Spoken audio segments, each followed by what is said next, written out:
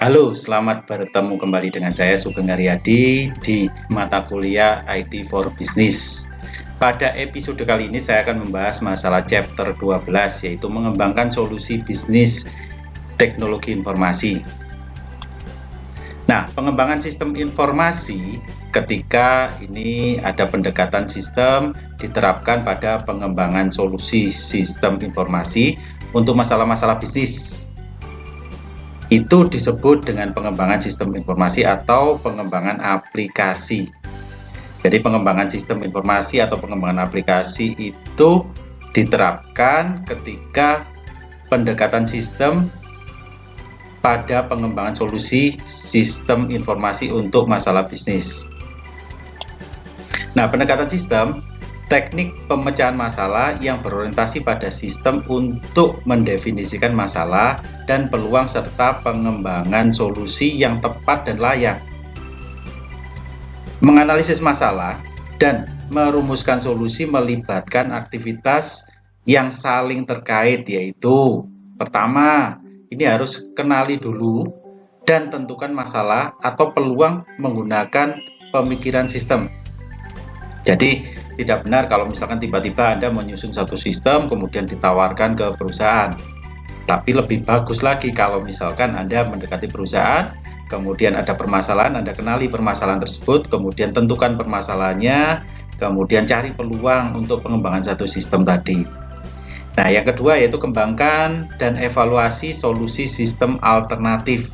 Jadi di scheduling mana yang lebih prioritas dan mana yang di nomor 2-kan dan seterusnya. Kemudian yang ketiga, pilih solusi yang paling sesuai dengan kebutuhan tersebut. Nah, yang keempat yaitu rancang solusi sistem yang dipilih dengan membuat satu prototipe. Kemudian yang terakhir yaitu menerapkan kalau sudah sesuai. Kemudian dan mengevaluasi keberhasilan dari satu sistem informasi tadi. Nah, apa itu pemikiran sistem? Melihat sesuatu ini seperti halnya hutan dan pepohonan. Ini menurut penulisnya ya, dalam situasi apapun. Jadi ada keterkaitan. Jadi hutan ini kan kumpulan dari banyak pohon, termasuk sistem ini kumpulan dari banyak elemen. Nah, di dalamnya juga ada berbagai permasalahan yang ada. Nah, melihat keterkaitan antara sistem dengan rantai sebab akibat linier, kemudian melihat proses perubahan di antara sistem daripada gambaran perubahan yang terpisah-pisah. Jadi satu kesatuan dalam hutannya tadi ya. Kemudian lihat sistem dalam situasi apapun. Kemudian baru temukan komponen inputannya apa, pemrosesannya apa, outputnya apa, kemudian feedback atau umpan balik, dan terakhir pengendalian atau kontrol. Nah, itu pemikiran dari sistem. Nah, berikutnya ini contoh berpikirnya sistem. Nah, yang pertama terkait dengan pengendalian atau kontrol ya. Nah, ini manajemen misalkan ini ya, manajemen penjualan yang buruk misalkan karena penjualannya turun. Nah, dari itu maka dibuat satu sistem. Nah, mulai dari inputan di sini adalah usaha penjualan yang sudah memadai atau belum. Nah, itu dari sisi inputan. Kemudian diproses, prosedur penjualannya yang ketinggalan zaman atau out of date atau tidak. Nah, ini terkait dengan prosesnya. Kemudian evaluasi terkait dengan output, kinerja penjualannya baik atau buruk. Nah, itu membuat satu feedback ke kontrolnya atau pengendalinya. Nah, kemudian dari sisi outputnya juga akan memberikan informasi penjualan benar atau salah. Nah, ini akhirnya memunculkan satu permasalahan. Nah, dari permasalahan ada peluang untuk menyusun sistem penjualan yang ada. Nah, ini salah satu contoh pola berpikir dari sistem. Kemudian analisis dan desain sistem atau SAD, System Analysis and Design, adalah keseluruhan proses di mana sistem informasi dirancang dan diimplementasikan.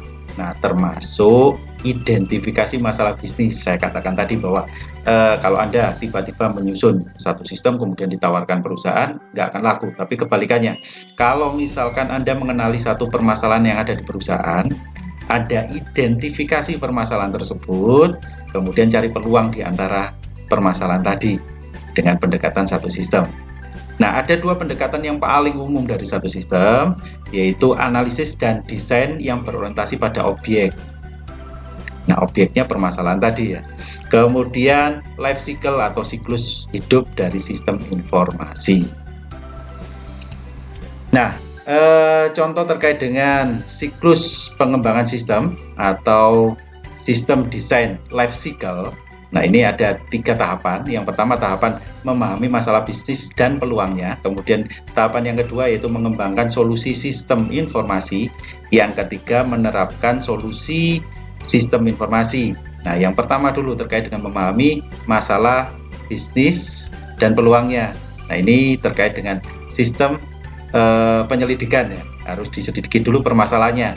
Nah, outputnya atau produknya apa dari kegiatan ini, yaitu studi kelayakan. Nah, studi kelayakan termasuk di dalamnya menentukan bagaimana menangani peluang bisnis dan prioritasnya, karena permasalahan perusahaan kan banyak, sehingga harus diskala prioritaskan. Kemudian yang kedua, melakukan studi kelayakan untuk menentukan apakah bisnis baru atau lebih baik membangun satu sistem adalah solusi yang paling layak yang mana. Nah, itu dikembangkan. Kemudian mengembangkan rencana manajemen proyek dan mendapatkan persetujuan terutama dari manajemen. Nah, kalau di tahap kedua yaitu mengembangkan solusi sistem informasi, ada 2 yaitu sistem analisis dan rancangan sistem. Nah, sistem analisis dulu. Outputnya yaitu atau produknya yaitu syarat fungsional atau kebutuhan fungsional. Terkait dengan ini yaitu menganalisis kebutuhan informasi karyawan ya. Jadi informasinya berasal dari karyawan, dari pelanggan dan yang lainnya atau pemangku kepentingan bisnis. Kemudian mengembangkan persyaratan fungsional dari sistem yang dapat memenuhi bisnis prioritasnya dan kebutuhan semua pemangku kepentingan. Kemudian mengembangkan model logis dari sistem saat ini. Itu terkait dengan sistem analis. Yang kedua terkait dengan rancangan sistem. Ini produk yang diberikan atau outputnya yaitu sistem spesifikasi. Yang pertama terkait dengan pengembangan spesifikasi untuk perangkat keras atau hardware, perangkat lunak atau software, orang atau personalnya, jaringan, dan data sumber daya data, dan untuk produk informasi yang memuaskan fungsional persyaratan bisnis yang diusulkan dari sistem informasi. Kemudian mengembangkan model logis dari sistem baru tadi. Nah, itu terkait dengan rancangan dari sistem. Outputnya yaitu nanti prototype di sini. Kemudian tahapan yang ketiga yaitu menerapkan solusi sistem informasi. Ada 2 kegiatan di sini yaitu penerapan sistem dan pemeliharaan sistem. Nah, kalau penerapan sistem, produk yang dihasilkan di sini adalah operasional dari sistem itu sendiri. Nah, di dalamnya yaitu dapat atau dikembangkan perangkat keras dan perangkat lunaknya. Kemudian uji sistem dan latih orang untuk melakukan atau mengoperasionalkan serta menggunakannya. Kemudian ubah ke sistem yang baru terutama ya, dari yang lama menjadi sistem yang baru. Kemudian yang keempat, kelola efek sistem perubahan pada pengguna akhirnya.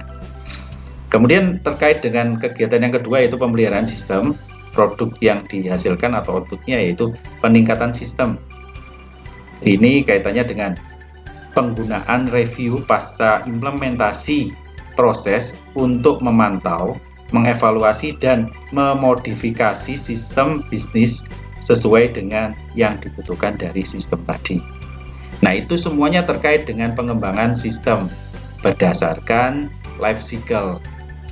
Nah, jadi Anda harus perhatikan ini semuanya ada 3 tahapan, kemudian kegiatannya ada 5 di situ ya, masing-masing mempunyai output ataupun produk yang dihasilkan dari masing-masing kegiatan. Nah, kemudian berikutnya terkait dengan proses pengembangan sistem.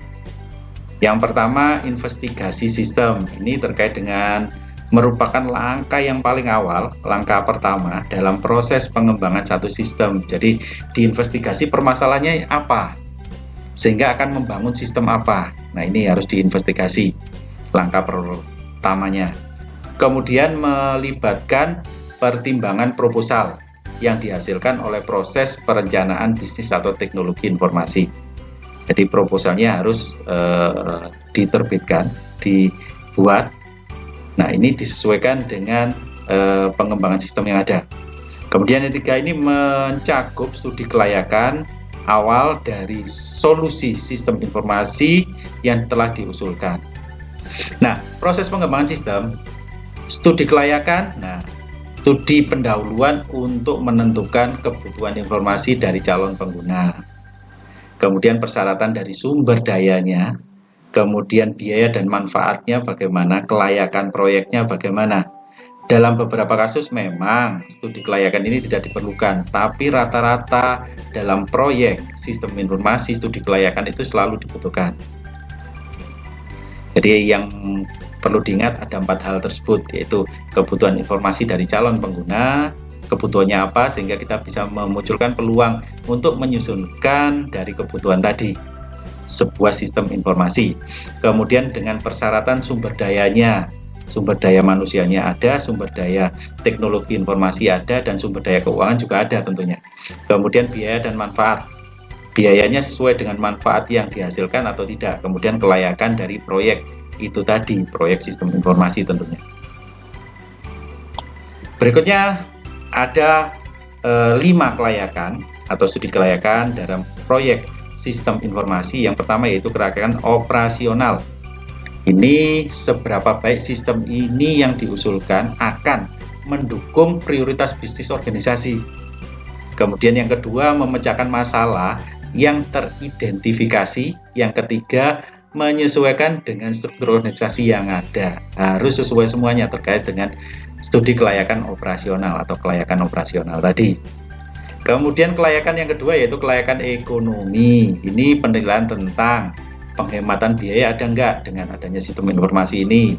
Kemudian peningkatan pendapatan atau ada tidak terkait dengan sistem informasi ini. Kemudian persyaratan investasi semakin menurun atau semakin menaik. Kemudian yang keempat, keuntungan bisa meningkat. Kemudian yang 5, analisis biaya dan manfaat harus sesuai. Tidak terlalu besar di biaya, manfaatnya terlalu kecil, akhirnya tidak berguna lagi. Nah, kelayakan ekonomi ini penting sekali. Jadi yang perlu diingat ada 5 hal ini, yaitu penghematan biaya, peningkatan pendapatan, persyaratan investasi yang menurun, keuntungan meningkat, analisis biaya dan manfaat. Yang ketiga, kelayakan teknis. Ini adalah pemenuhan kebutuhan sistem yang diusulkan dan dapat diperoleh atau dikembangkan dalam waktu yang dibutuhkan juga, meliputi terkait dengan hal-hal hardware atau perangkat keras, software atau perangkat lunak, dan yang ketiga terkait dengan jaringan. Kemudian yang keempat, studi kelayakan faktor manusia atau human resource-nya. Nah, ini terkait dengan nilai tingkat penerimaan dari para karyawan, pelanggan, pemasok, dukungan dari manajemen. Nah, ini semuanya harus ada. Jadi kita membuat satu sistem, tetapi kalau karyawannya tidak bisa menggunakan, pelanggan tidak menyukai, pemasok juga tidak bisa menggunakan, akan sulit sekali ini dikembangkan. Maka yang paling penting ini penerimaan dari karyawannya bisa menggunakan, pelanggannya bisa juga menggunakan, pemasok bisa menggunakan, dukungan dari manajemen juga ada. Kemudian tentukan orang yang tepat. Nah, ini untuk personalnya, tentukan orang yang tepat untuk berbagai peran baru atau yang direvisi. Jadi untuk menerapkan implementasi dari sistem informasi tadi membutuhkan orang yang tepat. Nah, itu pun kalau misalkan ternyata tidak sesuai bisa direvisi dan dipublikasi kembali. Kemudian yang kelima yaitu kelayakan hukum atau politik. Ini menilai tentang yang pertama, kemungkinan pelanggaran paten atau hak cipta. Kemudian yang kedua, lisensi perangkat lunak hanya untuk sisi pengembang saja. Yang ketiga, pembatasan dari pemerintah. Yang keempat, perubahan struktur pelaporan yang ada. Jadi keempat ini merupakan penilaian dari kelayakan hukum ataupun politik di satu negara. Kemudian analisis sistem, ini merupakan sebuah studi mendalam tentang kebutuhan informasi dari pengguna akhir, sehingga disusun satu sistem informasi. Ini menghasilkan persyaratan fungsional yang digunakan sebagai dasar untuk desain information system atau sistem informasi. Nah, biasanya melibatkan studi detail tentang kebutuhan informasi perusahaan atau pengguna akhir. Kemudian yang kedua terkait dengan aktivitas, sumber daya, dan produk dari satu atau lebih sistem informasi yang saat ini digunakan atau yang lama maksudnya ya. Kemudian yang ketiga, kemampuan sistem informasi diperlukan untuk memenuhi kebutuhan informasi para pemangku kepentingan bisnis tadi. Jadi sistem ini fungsinya adalah membantu pengambilan satu keputusan atau pengambilan informasi yang dibutuhkan oleh stakeholder dari satu perusahaan, terutama untuk permasalahan bisnis. Analisis organisasi, ini mempelajari organisasi termasuk di dalamnya struktur manajemen atau struktur organisasi, orang-orang yang ada di dalamnya ya. Kemudian orang-orang, personalnya maksudnya ya.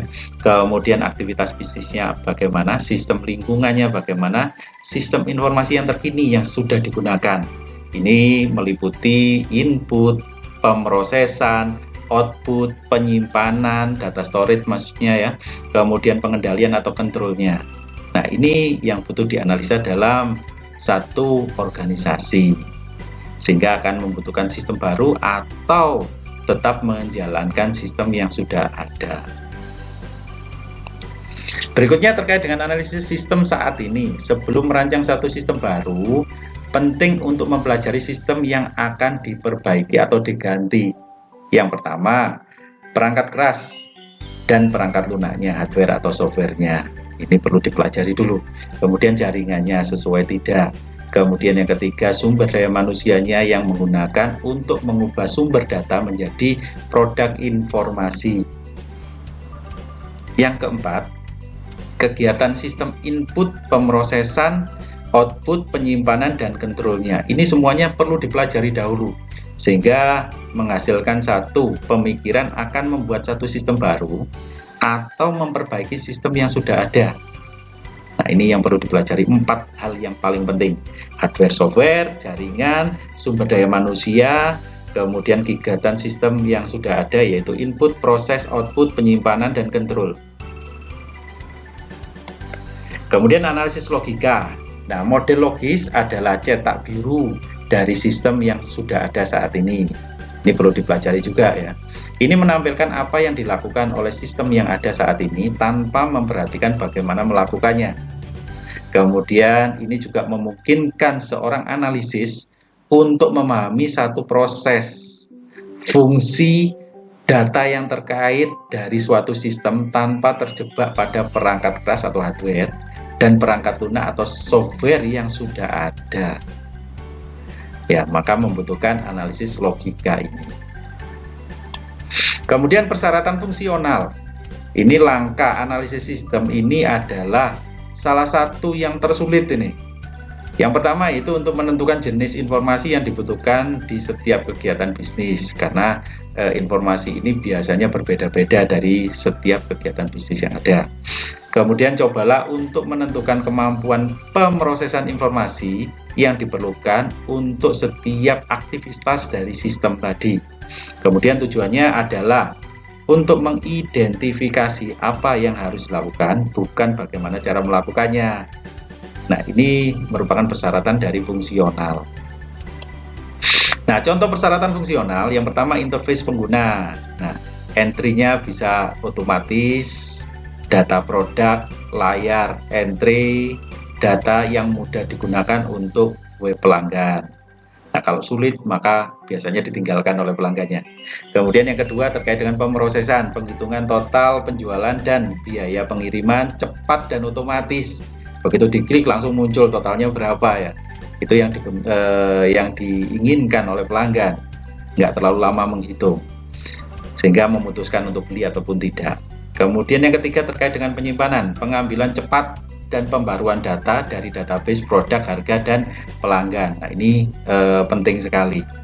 Kemudian yang keempat yaitu pengendalian atau kontrol sinyal untuk kesalahan entry data dan konfirmasi email cepat untuk pelanggan. Ini yang sangat disukai oleh pelanggan. Kalau terlalu lambat biasanya pelanggan sudah lupa dan ditinggalkan biasanya transaksinya, sehingga tidak terjadi transaksi dengan perusahaan tadi. Nah, desain dari sistem. Nah, desain sistem berfokus pada 3 bidang ini ya. Nah, ini sistem desainnya yang terkait dengan pertama desain interface penggunanya, yang kedua terkait dengan desain data, yang ketiga terkait dengan desain proses. Ya, ini semuanya ada 3 hal ini. Kemudian yang pertama dulu terkait dengan desain interface atau layar dari penggunanya, yaitu desain layarnya bagaimana, formulir yang ada isiannya apa saja, laporannya bagaimana, dialog interaktif dengan sistem bagaimana. Nah, itu yang perlu disiapkan untuk terkait dengan desain interface atau layar. Kemudian yang kedua terkait desain data, ini terkait dengan desain struktur elemen datanya apa saja. Kemudian yang ketiga terkait dengan desain proses, desain program dan prosedur yang digunakan. Nah, pembuatan prototype. Prototyping adalah pengembangan dan pengujian model kerja yang cepat. Sehingga yang pertama, proses interaktif dan berulang digunakan selama fase desain. Jadi desain ini desain cepat, bukan desain yang sesungguhnya ya, masih desain cepat, kemudian hanya untuk menampilkan, kemudian menguji ya, kalau misalkan ada salah, kemudian atau kurang cepat atau apapun ya, nah ini di adjustment lagi. Nah, ini prototype modelnya uji coba, di adjustment lagi kalau salah dan lain sebagainya ya. Kemudian yang kedua itu membuat pengembangan lebih cepat dan lebih mudah. Nah, kalau misalkan dari program yang pertama masih terlalu lambat, nah ini bagaimana mempercepatnya. Kalau misalkan terlalu sulit, bagaimana membuat jadi gampang. Nah, ini terutama pada saat persyaratan pengguna akhir sulit ditentukan. Nah, yang ketiga telah memperbesar peran dari pemangku kepentingan bisnis. Ini kita menyesuaikan dengan tujuan dari manajemen atau pemangku bisnis yang ada. Ini tujuan dari pembuatan prototipe suatu sistem informasi. Nah, prototyping life cycle ini adalah siklus pembuatan prototype ya. Prototipe ini ada 2 ya, siklus pembuatan prototype dan siklus pemeliharaannya.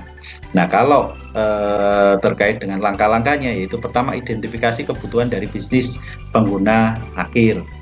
Nah, ini kaitannya dengan investigasi, analisis pengguna akhir, mengidentifikasi kebutuhan bisnis dan menilai kelayakan beberapa alternatif solusi sistem informasi yang ada. Jadi kita memberikan banyak solusi ya. Kemudian dari situ memberikan nilai alternatif solusi.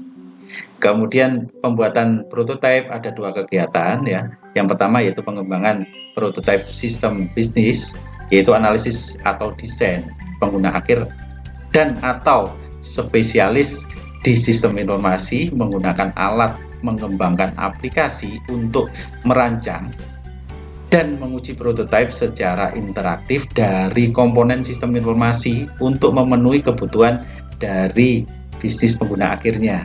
Nah, ini kaitannya dengan membantu menyelesaikan masalah pemangku kepentingan tadi ya, pemangku bisnis tadi.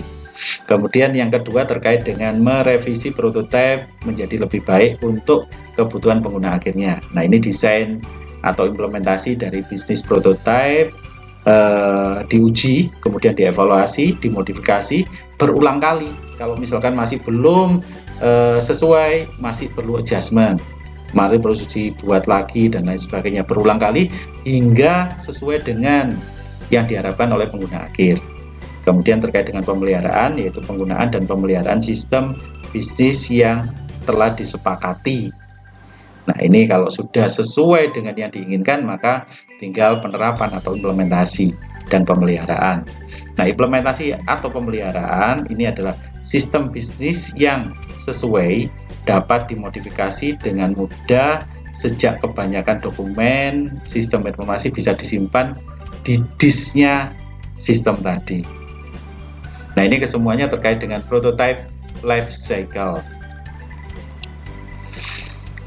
Desain interface pengguna atau desain layar pengguna ya, ini berfokus untuk mendukung interaksi antara pengguna akhir dengan aplikasi yang berbasis komputer tadi. Termasuk di dalamnya desainer berkonsentrasi pada desain bentuk input dan output untuk pengguna yang menarik dan efisien. Entah warnanya, entah tata letaknya, entah gambar-gambarnya dan lain sebagainya, sehingga menarik pengguna untuk membuat atau mengisi tampilan interface ini secara efisien tentunya. Kemudian seringkali merupakan proses pembuatan prototipe. Nah, ini bagian dari prototipe yang barusan dijelaskan tadi untuk ditampilkan. Kemudian kalau sudah disetujui, maka ini dijadikan bagian dari sistem informasi yang ada. Kemudian yang ketiga, menghasilkan spesifikasi desain terperinci untuk produk informasi seperti layar tampilan, layar menu utama, layar submenu, dan lain sebagainya. Ini kaitannya dengan desain interface dari pengguna. Kemudian checklist dari corporate website. Nah, ini corporate website atau websitenya perusahaan secara corporate ini butuh di checklist ya, terkait dengan apa saja. Nah, ini ada beberapa hal yang perlu dipikirkan, yaitu terkait dengan sudah berbasis pelanggan atau belum ya, karena kalau berbasis produk biasanya ditinggalkan oleh pelanggannya. Kalau berbasis pelanggan maka akan banyak dikunjungi oleh pelanggan. Kemudian mempunyai estetika keindahan, konten broadband, mudah disebarluaskan maksudnya. Kemudian mudah dinavigasi untuk mencari informasi yang dibutuhkan oleh pelanggan tadi. Kemampuan pencariannya tinggi. Jadi kalau misalkan cari produknya sampai ratusan, langsung pencarian nama produknya, model produknya langsung sampai di produk yang dituju. Kemudian inkompatibilitas. Ini daftar ketidakcocokannya juga harus didaftar ya, ketidakcocokannya terkait dengan software, hardware, dan jaringannya dari pelanggan tadi. Kemudian ada formulir pendaftaran, jadi kalau misalkan menjadi pelanggan setianya, bagaimana formulirnya, atau mau beli sebagai pelanggan baru, bagaimana caranya. Nah, ini ada formulir pendaftaran. Kemudian tautan mati, artinya keluar secara otomatis dengan cara yang aman, tidak mudah dibobol oleh hacker dan lain sebagainya. Ini katanya checklist corporate website. Jadi ini semuanya yang harus diperhatikan untuk terkait dengan websitenya perusahaan. Basis pelanggan, estetika, konten broadband, mudah dinavigasi, kemampuan pencarian juga ada. Kemudian daftar ketidakcocokan itu harus muncul ya, untuk memberikan pembenahan. Kemudian formulir pendaftaran, kemudian jika out aman.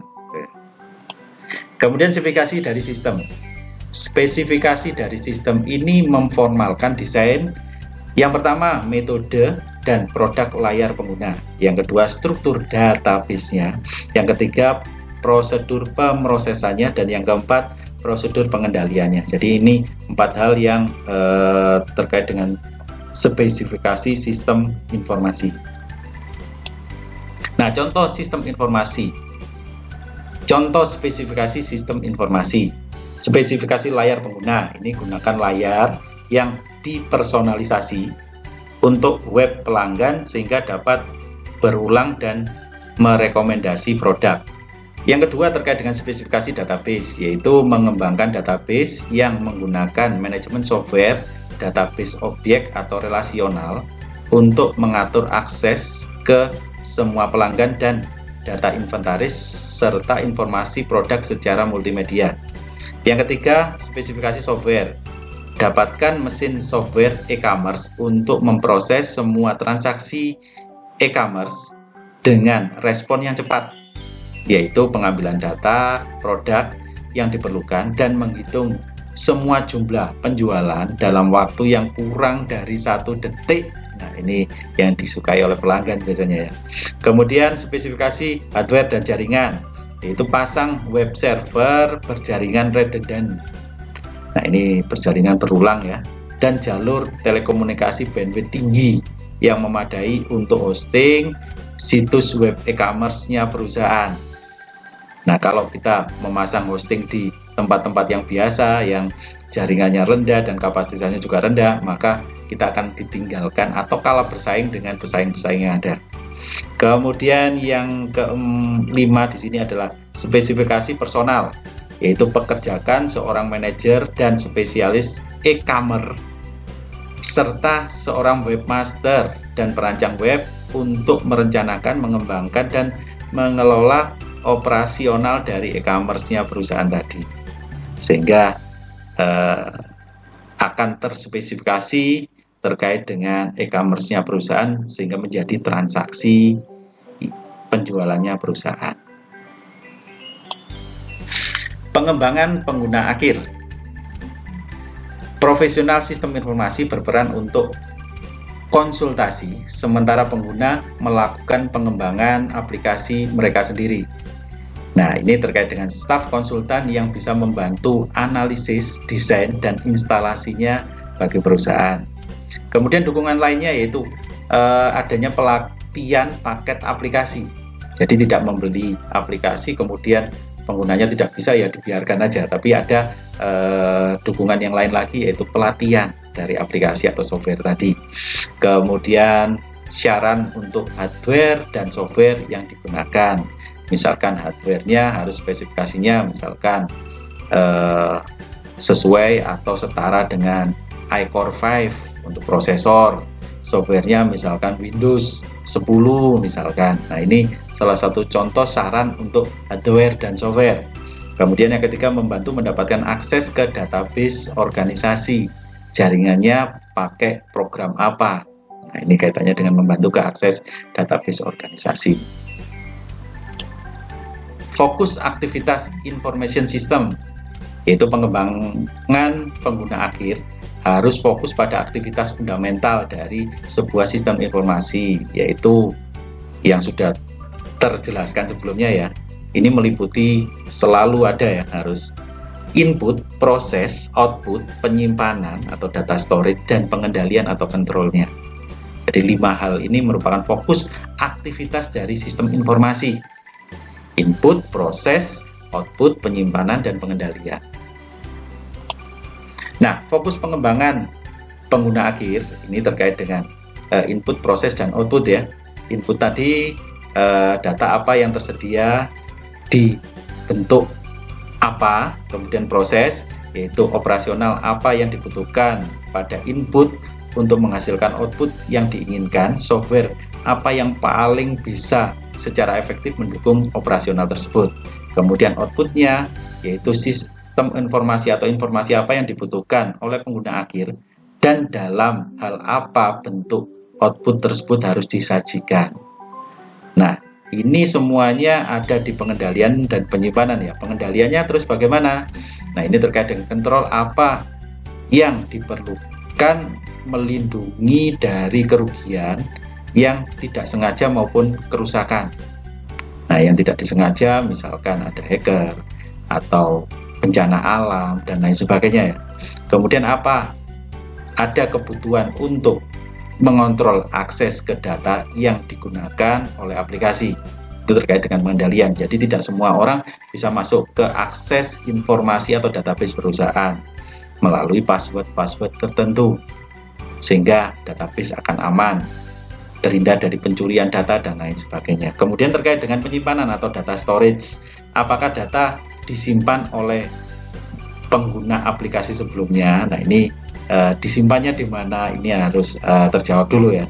Kemudian apakah itu membuat data harus disimpan dan digunakan di masa mendatang oleh aplikasi lain? Nah, kalau misalkan dia harus menggunakan basis bahasa yang apa? Penggunaannya ini menyesuaikan dengan database yang ada. Nah, pengembangan yang dilakukan oleh pengguna akhir, kemampuan mengembangkan aplikasi yang dibangun ke dalam paket software ini memudahkan pengguna akhir untuk mengembangkan solusinya sendiri juga. Ya, artinya bisa juga dikembangkan melalui satu open source, sifat yang terbuka ya, open source, sehingga perusahaan juga mendapatkan prototipe yang semi mentahannya yang bisa dikembangkan sendiri kalau misalkan mau mengembangkan sendiri. Tapi biasanya kalau misalkan ada paketan yang tidak bisa dikembangkan, perusahaan hanya menerima sistem informasi yang sifatnya jadi, sudah diekstrak, tinggal instalasi saja. Tidak bisa dikembangkan lagi kalau model seperti itu, tapi kalau diberikan open source-nya masih bisa untuk dikembangkan kembali. Nah, kemudian mendorong pengembangan web pengguna akhir. Nah, ini ada beberapa tahapan. Yang pertama, cari alat yang masuk akal ya, beberapa lebih kuat atau lebih mahal daripada yang dibutuhkan. Kadang seperti itu ya. Jadi terkait misalkan hardware-nya, kita hanya butuh misalkan komputer spesifikasi ini, tapi permintaannya terlalu tinggi, misalkan harus menggunakan misalkan komputer jenis yang tipe 4 prosesor atau 5 prosesor. Nah, ini akan terlalu mahal misalkan, karena akhirnya tidak banyak digunakan. Kemudian pacu kreativitas, pertimbangan terkait dengan persaingan antar departemen. Kemudian tetapkan beberapa batasan. Nah, batasi bagian mana dari halaman web atau situs yang dapat diubah dan siapa yang dapat melakukannya. Ini ada pembatasan yang merubah, misalkan mendapatkan password tertentu untuk mengubah tampilan yang ada di website. Kemudian yang keempat di sini adalah memberikan tanggung jawab kepada manajer, yaitu buat mereka bertanggung jawab secara pribadi atas konten yang dipublikasi. Kemudian yang terakhir yaitu buat pengguna nyaman. Nah, ini terkait dengan biasanya disediakan juga pelatihan untuk membuat pengguna lebih percaya diri dalam menggunakan sistem informasi tadi. Ini dapat menyelamatkan departemen IT dari masalah dalam memperbaiki masalah di kemudian hari. Kemudian itu juga dapat membatasi kebutuhan akan dukungan yang berkelanjutan. Berikutnya, menerapkan sistem baru. Tahapan implementasi sistem ini melibatkan yang pertama akuisisi hardware dan software yang ada. Artinya apa? Hardware dan software yang ada harus tersedia dulu sesuai dengan spesifikasi dari sistem yang baru tadi. Kemudian pengembangan software yang sudah ada. Kemudian yang ketiga yaitu pengujian program dan prosedur. Kemudian yang keempat, konversi datanya bagaimana? Apakah data yang lama bisa ditampilkan ke sistem yang baru? Kemudian yang kelima yaitu alternatif konversinya. Nah, ada beberapa alternatif konversi dari sistem lama menjadi sistem yang baru tadi. Kemudian yang keenam, pendidikan atau pelatihan pengguna akhir dan spesialis sistem informasi yang akan mengoperasikan sistem yang baru tadi. Proses implementasi, aktivitas implementasi ini meliputi akuisisi hardware, software, dan layanan. Kemudian yang kedua, pengembangan software atau modifikasi. Kemudian yang ketiga, konversi data. Yang keempat, pelatihan untuk pengguna akhir. Dan yang kelima, konversi. Nah, ini konversinya ada beberapa model, ada paralel, ada pilot, ada bertahap, ada terjun atau diterapkan langsung, misalkan seperti itu. Jadi ini semuanya adalah aktivitas dari implementasi sistem informasi. Nah, manajemen proyek ini merupakan keterampilan atau pengetahuan yang diperlukan untuk menjadi manajer proyek yang baik, akan diterjemahkan ke dalam semua lingkungan proyek. Nah, ini makanya orang-orang yang punya hal tersebut akan dicari oleh sebagian besar orang-orang yang ada di dalam organisasi tadi. Apa itu proyek? Setiap proyek punya serangkaian aktivitas dengan awal dan akhir yang jelas. Ada batasan dari proyek tadi. Kemudian ada tujuan-tujuannya, yang kedua. Kemudian yang ketiga ada tugas-tugasnya. Kemudian yang keempat ada batasan atau kendalanya. Kemudian yang kelima yaitu serangkaian langkah atau fase atau tahapan. Mengelola proyek secara efektif membutuhkan yang pertama proses, yang kedua alat, yang ketiga teknik.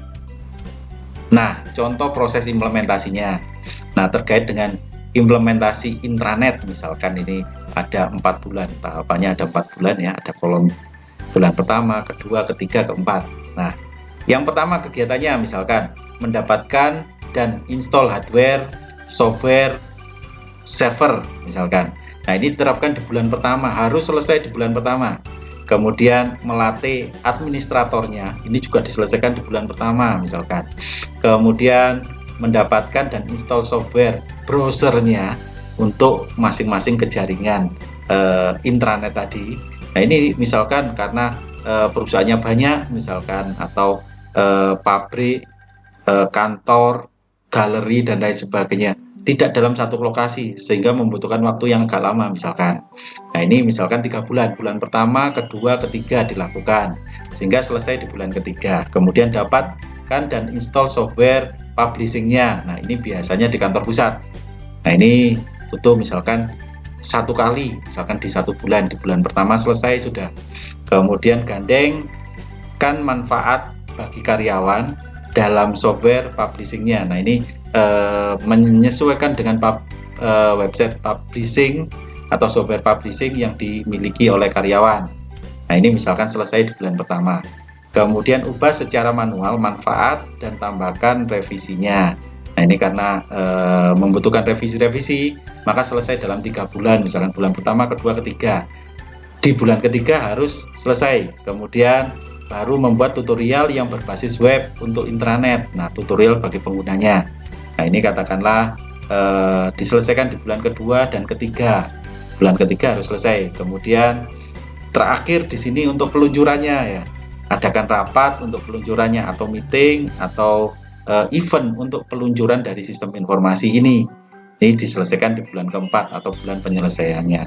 Nah, ini salah satu contoh proses implementasi. Contoh kegiatannya yaitu implementasi intranet dalam satu perusahaan. Berikutnya tahapan manajemen proyek. Ada 5 fase di sebagian besar proyek. Yang pertama yaitu mengidentifikasi masalah atau memulai. Yang kedua perencanaan. Yang ketiga mengeksekusi. Yang keempat mengontrol. Dan yang kelima penutupnya. Ini 5 tahapan dalam manajemen proyek. Nah, tahapan inisiasi atau definisi. Ini contoh kegiatannya yaitu sebutkan masalah. Jadi masalah kita cari dalam perusahaan dan atau tujuannya, kepinginnya apa, output yang diinginkan oleh pemangku kepentingan bisnisnya tadi. Kemudian identifikasi tujuannya apa. Nah, kalau sudah tahu tujuannya, outputnya tahu, maka kita bisa melakukan pembuatan dari sistem informasi. Kemudian sumber daya yang dimiliki apa? Sumber daya manusianya yang model bagaimana, kemudian sumber daya teknologi informasi, sumber daya keuangannya juga bagaimana. Nah, ini harus diketahui dulu untuk menentukan satu proposal. Kemudian hitung biaya dan manfaat dalam studi kelayakan. Nah, studi kelayakan ada 5 studi kelayakan proyek sistem informasi yang sudah terbahas tadi. Yang pertama, tahapan perencanaan, yaitu contoh kegiatannya yaitu identifikasi dan urutan kegiatannya. Kemudian identifikasi jalur kritisnya, yang paling penting yang mana. Kemudian yang ketiga, perkiraan waktu untuk penyelesaian dan sumber daya yang dibutuhkan untuk menyelesaikan proyek tadi. Nah, jangan terlalu mepet untuk menentukan waktu. Artinya biasanya perusahaan melakukan penalti jika misalkan proyek tidak selesai, makanya dikasih spelling waktu. Katakanlah misalkan 3 bulan bisa jadi, maka pengajuannya bisa jadi 4-5 bulan.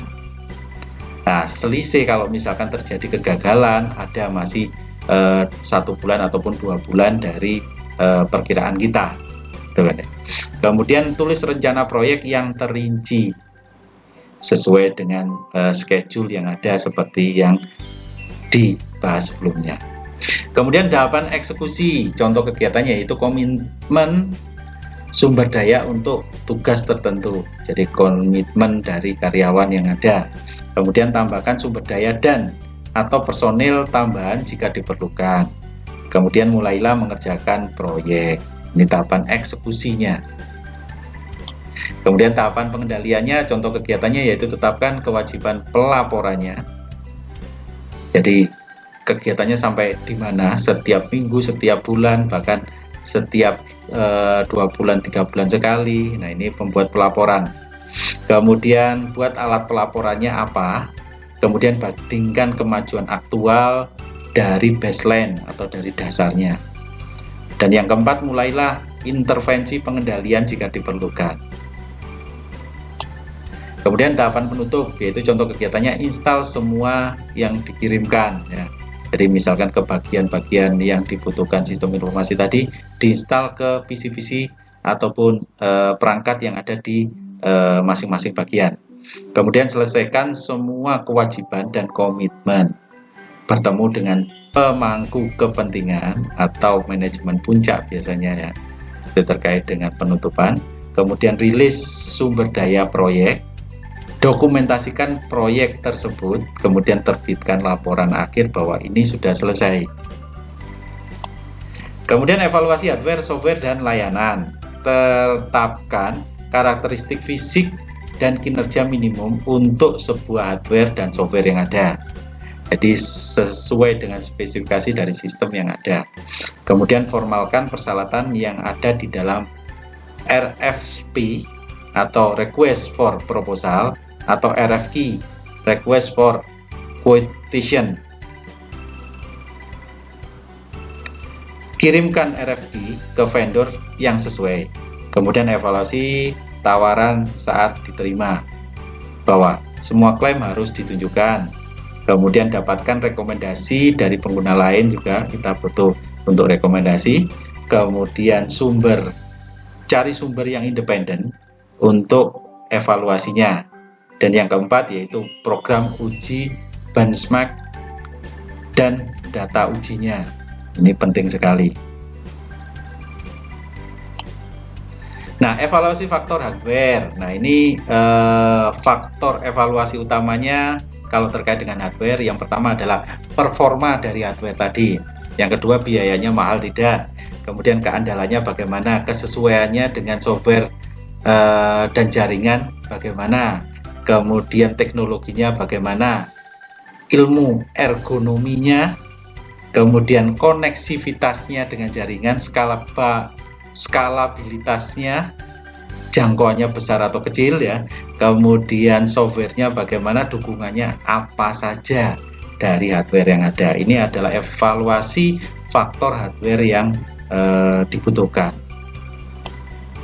Nah, kalau evaluasi faktor softwarenya, faktor evaluasi hardware ini juga berlaku untuk software, seperti halnya kualitas, efisiensi, fleksibilitas, keamanan, koneksivitas, pemeliharaan, dokumentasinya, dan hardwarenya. Nah, terkait dengan itu juga perangkat lunak yang lambat ini ya, perangkat lunak yang lambat, sulit digunakan, berisi bug atau didokumentasi dengan buruk. Ini bukanlah pilihan yang baik, meskipun harganya bagus, harganya murah, tapi kalau misalnya perangkatnya seperti ini, bahkan harganya yang mahal, perangkatnya seperti ini, nggak akan digunakan ya. Ini adalah sebuah software ataupun hardware. Kemudian evaluasi layanan sistem informasi. Nah, contoh layanan sistem informasi yaitu mengembangkan situs web perusahaan, kemudian instalasi atau konversi hardware dan software, kemudian pelatihan untuk karyawan pengguna akhirnya, kemudian pemeliharaan hardware-nya bagaimana ya, desain sistem dan atau integrasinya dengan sistem induk atau servernya bagaimana, kemudian kontrak pengembangannya atau pemrogramannya bagaimana, kemudian pelayanan konsultasi terkait dengan sistem informasi ada tidak. Nah, ini perlu yang dipertimbangkan dalam layanan sistem informasi. Kemudian evaluasi faktor layanan sistem informasi. Nah, faktor evaluasi sistem informasi ini meliputi terkait dengan performanya bagaimana. Kemudian pengembangan sistemnya, pemeliharaan, konversi, ada nggak pelatihannya atau latihannya, kemudian fasilitas dan layanan cadangan, aksesibilitas ke penjualan dan dukungan, kemudian posisi bisnis dan kekuatan finansial, kemudian pemilihan dan kompatibilitas dari hardware, kemudian yang terakhir yaitu paket software yang ditawarkan bagaimana, merupakan paketan atau sendiri-sendiri parsial. Nah, kegiatan implementasi lainnya yaitu kunci sukses implementasi sistem bisnis baru ini perlu diuji adanya konversi data baru ke yang lama atau lama yang baru. Kemudian dokumentasinya harus ada, kemudian pelatihannya juga harus ada. Ini kegiatan implementasi lainnya. Nah, pengujian sistem. Pengujian sistem mungkin melibatkan pengujian software dan debugnya. Ini menguji kinerja dari situs web, menguji hardware baru, review dari prototype. Nah, konversi data ini termasuk dari mengkonversi elemen-elemen data dari database yang lama ke database yang baru. Jadi bisa dibaca, ditarik atau tidak terkait dengan data mining sistem yang baru. Kemudian yang kedua, memperbaiki kesalahan data, tidak redundant, ya, tidak banyak data yang sama dalam satu database. Kemudian memfilter data yang tidak diinginkan, kemudian menggabungkan data dari beberapa database. Dan yang terakhir yaitu mengatur data menjadi subset data baru. Nah, data yang tidak diatur dan diformat dengan benar adalah penyebab utama kegagalan dari implementasi sistem informasi tadi. Nah, ini penting, perlu diperhatikan. Nah, berikutnya dokumentasi pengguna. Nah, ini contoh layar, entry data, formulir, dan laporan. Kemudian petunjuk mengoperasikan sistemnya bagaimana. Kemudian dokumentasi sistem, ini metode komunikasi di antara mereka yang mengembangkan, menerapkan, memelihara sistem berbasis komputer tadi. Kemudian catatan rinci tentang desain dari sistem. Sangat penting saat mendiagnosis masalah dan membuat perubahan dari sistem. Nah, ini merupakan dokumentasi. Jadi dokumentasi ada dua ya, terkait dengan dokumentasi pengguna dan dokumentasi sistem. Nah, kaitannya dengan pelatihan sekarang. Nah, pelatihan di sini penting karena terkait dengan pengguna akhir harus dilatih untuk mengoperasionalkan sistem bisnis baru atau implementasinya. Kalau tidak, sistem tadi tidak akan bermanfaat, ditinggalkan oleh penggunanya. Kemudian ini meliputi mungkin hanya melibatkan aktivitas seperti entry data, latihannya ya, atau semua aspek pengguna sistem. Kemudian manajer dan pengguna akhir harus memahami bagaimana teknologi baru mempengaruhi operasi bisnis. Nah, terkait dengan pelatihan, sistem harus dilengkapi dengan pelatihan yang terkait lainnya. Ini termasuk di dalamnya perangkat-perangkat kelasnya atau hardware yang dibutuhkan. Kemudian paket perangkat lunak lainnya. Nah, strategi konversi sistem utama tampak seperti ini. Ini saya skip dulu karena terkait dengan tugas ya. Saya detailkan di sini. Konversi langsung di sini strategi konversi yang paling sederhana ya, karena mengganti sistem yang lama menjadi sistem yang baru. Yang paling penting biasanya ini paling mengganggu organisasi. Kemudian terkadang disebut sebagai slam dunk atau strategi culture key. Mungkin satu-satunya solusi yang layak dalam kasus implementasi darurat atau jika sistem lama dan sistem baru tidak dapat hidup berdampingan. Jadi harus mematikan salah satu. Nah, kalau menggunakan sistem baru maka sistem lama harus dimatikan. Nah, ini kaitannya dengan konversi langsung, sehingga memiliki resiko kegagalan tinggi. Kalau sistem baru gagal, maka sistem lama sudah nggak bisa beroperasi. Nah, ini resikonya tinggi terkait dengan sistem informasi. Kemudian melibatkan mematikan sistem lama dan menghidupkan sistem baru tadi. Nah, konversi paralel. Nah, ini sistem lama dan sistem baru dijalankan secara bersama-sama sampai semua orang puas. Paralel sehingga sama-sama berjalan, sama-sama hidup. Nah, sistem baru berfungsi dengan benar, sistem lama tidak dibutuhkan lagi nanti sampai pada titik ini. Nah, kemudian konversi ke sistem baru dapat berupa pemotongan tunggal atau pemindahan secara bertahap. Jadi kalau sudah benar sesuai dengan yang diinginkan, maka sistem yang lama bisa langsung dipotong atau tidak digunakan lagi, atau secara bertahap dipindahkan ke sistem yang baru. Kemudian memiliki resiko terengah. Nah, karena resikonya rendah sekali di sini, disukai banyak orang, tetapi ada tetapinya, biayanya tinggi karena dua sistem jalan tadi ya. Nah, bisa menghabiskan biaya sampai 4 kali lebih banyak daripada menggunakan sistem yang lama. Kenapa? Karena menggunakan sistem baru. Kemudian dua-duanya jalan, ada pelatihan, ada macam-macam hal ya. Sehingga biayanya menghabiskan pembengkakan sampai 4 kali lipat ya. Kemudian pemilihan yang terbaik di mana sistem otomatisasi ini menggantikan sistem yang manual. Nah, konversi percontohan, skenario yang paling cocok untuk konversi percontohan itu beberapa lokasi bisnis. Nah, ini kaitannya dengan adanya perusahaan yang mempunyai lokasi bisnis berbeda-beda. Kemudian lokasi yang beragam secara geografis. Nah, keuntungan dari konversi lokasi tunggal ini dapat memilih lokasi yang paling mewakili kondisi di seluruh organisasi, biasanya kantor pusat atau kantor yang banyak dikunjungi oleh pelanggan. Tidak terlalu berisiko dalam hal kehilangan waktu atau keterlambatan dalam pemrosesan data. Kemudian dapat dievaluasi dan diubah sebelum pemasangan lebih lanjut untuk ke seluruh organisasi yang ada. Ini konversi percontohan atau pilot konversi. Konversi bertahap, ini konversi bertahap ini mengambil keuntungan dari pendekatan langsung dan paralel, yaitu meminimalkan resiko yang terlibat, memungkinkan sistem baru untuk dihidupkan sebagai komponen fungsional yang dipesan secara logis oleh sistem yang lama juga ya. Kemudian kekurangannya memakan waktu paling lama karena modelnya bertahap.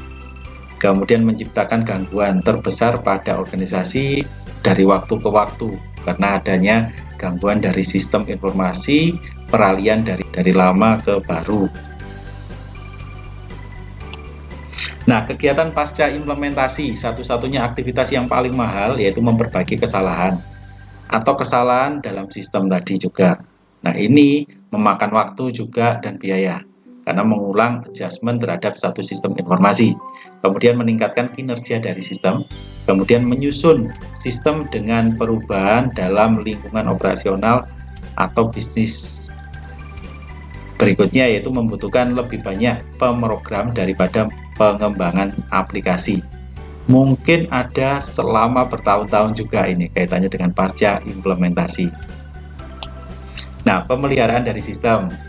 Ada 4 kategori dasar pemeliharaan sistem. Yang pertama korektif, kedua adaptif, ketiga perfektif, yang keempat pencegahan. Yang pertama dulu korektif, itu memperbaiki bug dan kesalahan-kesalahan logis. Kemudian yang kedua adaptif, tambahkan fungsional sistem baru. Perfektif, meningkatkan kinerja. Kemudian yang keempat pencegahan, yaitu mengurangi kemungkinan terjadinya kegagalan.